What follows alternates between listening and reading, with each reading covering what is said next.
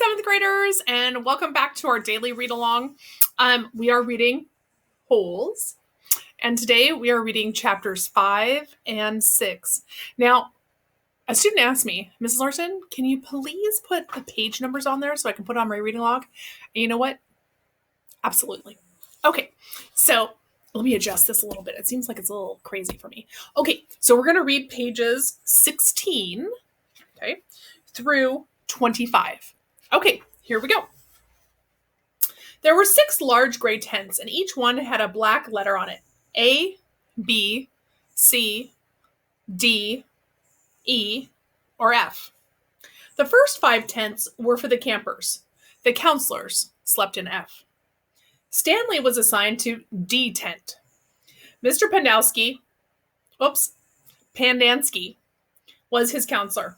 My name is easy to remember, he said, as he shook hands with Stanley just outside the tent. 3 easy words. Pen, Dan, ski. Mr. Sir returned to the office. Mr. Pandansky was younger than Mr. Sir, and not nearly as scary looking. The top of his head was shaved so close it was almost bald, but his face was covered in a thick, curly black beard. His nose was badly sunburned. Mr. Sir isn't really so bad, said Mr. Pandansky. I'm going to scoot over here for a minute.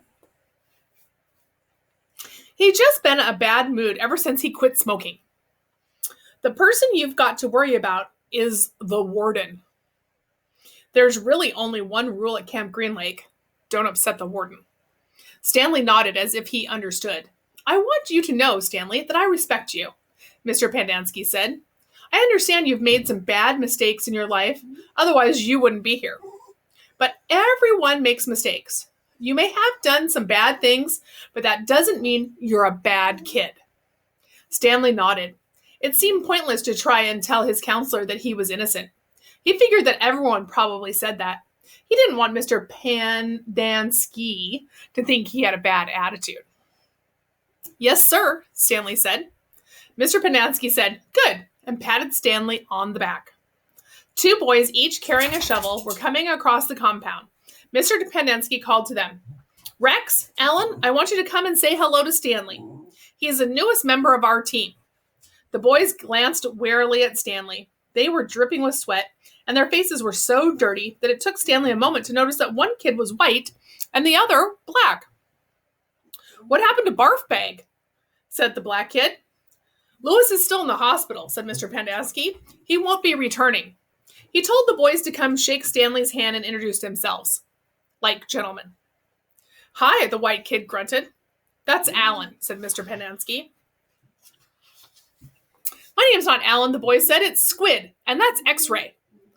Hey, said X-Ray. He smiled and shook Stanley's hand. He wore glasses, but they were so dirty that Stanley wondered how he could even see out of them. Mr. Pandansky told Alan to go to the rec hall and bring the other boys to meet Stanley. Then he led them inside the tent. There were 7 cots, each one less than 2 feet from the next. Which was Lewis's cot, said Mr. Pandansky. Barf Bag slept here, said X-Ray, kicking at one of the beds. All right, Stanley, that'll be yours. Stanley looked at the cot and nodded. He wasn't particularly thrilled about sleeping in the same cot that had been used by somebody named Barf Bag. 7 crates were stacked in 2 piles at one side of the tent.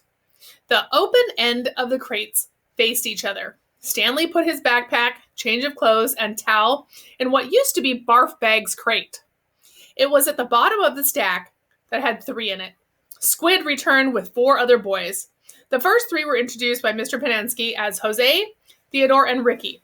They called themselves Magnet, Armpit, and Zigzag. They all have nicknames, explained Mr. Pandansky. However, I prefer to use the names their parents gave them. The names that society will recognize them by when they return to become useful and hardworking members of society. It ain't just a nickname, X-Ray told Mr. Pandansky. He tapped the rim of his glasses. I can see inside you. You've got a fat heart. The last boy either didn't have a real name or else he didn't have a nickname. Both Mr. Pandansky and X-Ray called him Zero. You know why his name's Zero? Asked Mr. Pandansky. Because there's nothing inside his head, he smiled and playfully shook Zero's shoulder. Zero said nothing. And that's Mom, a boy said. Mr. Bandaski smiled at him. If it makes you feel better to call me Mom, Theodore, go ahead and call me Mom. He turned to Stanley. If you have questions, Theodore, we'll help you. You got that, Theodore? I'm depending on you. Theodore split a thin line of saliva between his teeth, causing some of the other boys to complain about the need to keep their home sanitary. You were all new here once, said Mr. Panansky, and you all know what it feels like. I'm counting on every one of you to help Stanley. Stanley looked at the ground. Panansky left the tent, and soon the other boys began to file out as well, taking their towels and chains of clothes with them. Stanley was relieved to be left alone. But he was so thirsty, he felt as if he would die if he didn't get something to drink soon. Hey, Theodore, he said, going after him. Do you know where I can fill my canteen? Theodore whirled and grabbed Stanley by his collar. My name's not Theodore, he said. It's Armpit. He threw Stanley to the ground. And Stanley stared up at him, terrified. There's a water spigot on the wall of the shower stall. Thanks, Armpit, said Stanley. As he watched the boy turn and walk away, he couldn't for the life of him figure out why anyone would want to be called Armpit. In a way, it made him feel a little better about having to sleep in a cot that had been used by somebody named Barfbag. Maybe it was a term of respect. Chapter 6. Stanley took a shower, if you could call it that, ate dinner, and went to bed, if you could call his smelly and scratchy cot a bed. Because of the scarcity of water, each camper was only allowed a 4-minute shower. It took Stanley nearly that long to get used to the cold water. There was no knob for hot water. He kept stepping into, then jumping back from, the spray until the water shut off automatically. He never managed to use his bar of soap, which was just as well because he wouldn't have had time to rinse off the suds. Dinner was some kind of stewed meat and vegetables.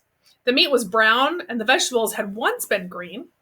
Everything tasted pretty much the same. He ate it all and used his slice of white bread to mop up the juice. Stanley had never been one to leave food on his plate, no matter how it tasted. What'd you do? One of the campers asked him. At first, Stanley didn't know what he meant.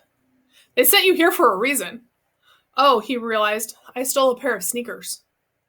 The other boys thought it was funny. Stanley wasn't sure why. Maybe because their crimes were a lot worse than stealing shoes. From a store, or were they on someone's feet? Asked Squid. Neither, Stanley answered. They belonged to Clyde Livingston.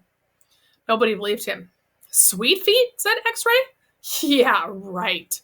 No way, said Squid. Now, as Stanley lay on his cot, he thought it was kind of funny in a way.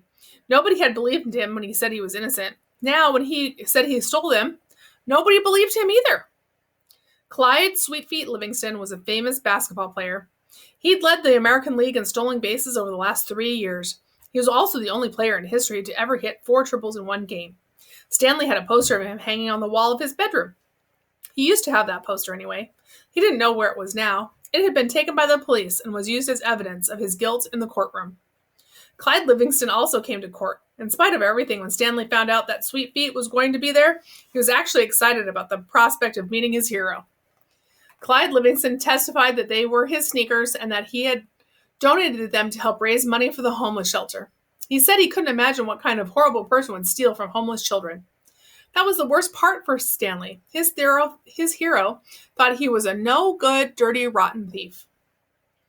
As Stanley tried to turn over on his cot, he was afraid it was going to collapse under all his weight. He barely fit in it. When he finally managed to roll over on his stomach, the smell was so bad that he had to turn over again and try sleeping on his back. The cot smelled like sour milk. Though it was night, the air was still very warm. Armpit was snoring 2 cots away. Back at school, a bully named Derek Doone used to torment Stanley. The teachers never took Stanley's complaints seriously because Derek was so much smaller than Stanley. Some teachers even seemed to find it amusing that a little kid like Derek could pick on someone as big as Stanley. On the day Stanley was arrested, Derek had taken Stanley's notebook and after a long game of come and get it, finally dropped it in the toilet in the boys' restroom. By the time Stanley retrieved it, he had missed his bus and had to walk home. It was while he was walking home carrying his wet notebook with the prospect of having to copy the ruined pages that the sneakers fell from the sky. I was walking home and the sneakers fell from the sky, he had told the judge. One hit me on the head. It had hurt, too. They hadn't exactly fallen from the sky. He just walked out from under a freeway overpass when the shoe hit him on the head. Stanley took it as some kind of sign. His father had been trying to figure out a way to recycle old sneakers, and suddenly a pair of sneakers fell on top of him, seemingly out of nowhere like a gift from God. Naturally, he had no way of knowing they belonged to Clyde Livingston. In fact, the shoes weren't anything but sweet. Whoever had worn them had a bad case of foot odor. Stanley couldn't help but think there was something special about the shoes, that they would somehow provide the key to his father's invention. It was too much of a coincidence to be a mere accident. Stanley had felt like he was holding destiny's shoes. He ran. Thinking back now, he wasn't sure why he ran. Maybe he was in a hurry to bring the shoes to his father. Or maybe he was trying to run away from his miserable and humiliating day at school. A patrol car pulled alongside him. A policeman asked him why he was running. Then he took the shoes and made a call on his radio. Shortly thereafter, Stanley was arrested. It turned out the sneakers had been stolen from a display at the homeless shelter. That evening, rich people were going to come to the shelter and pay $100 to eat the food that the poor people ate every day for free. Clyde Livingston, who had once lived in the shelter when he was younger, was going to speak and sign autographs. His shoes would be auctioned, and it was expected that they would sell for over $5,000. All the money would go to help the homeless. Because of the baseball schedule, Stanley's trial was delayed several months. His parents couldn't afford a lawyer. You don't need a lawyer, his mother said. Just tell the truth. Stanley told the truth, but perhaps it would have been better if he had lied a little. He could have said he found the shoes in the street. No one believed they fell from the sky. It wasn't destiny, he realized. It was his no-good, dirty, rotten, pig-stealing great-great-grandfather. The judge called Stanley's crime despicable. The shoes were valued at over $5,000. It was money that would provide food and shelter for the homeless. And you stole them from them, just so you could have a souvenir. The judge said that there was an opening at Camp Green Lake, and he suggested that the discipline of the camp might improve Stanley's character. It was either that or jail. Stanley's parents asked if they could have some time to find out more about Camp Green Lake, but the judge advised them to make a quick decision. Vacancies don't last long at Camp Green Lake. Okay, that is page 25, and we are done with chapter 6. I'll see you tomorrow.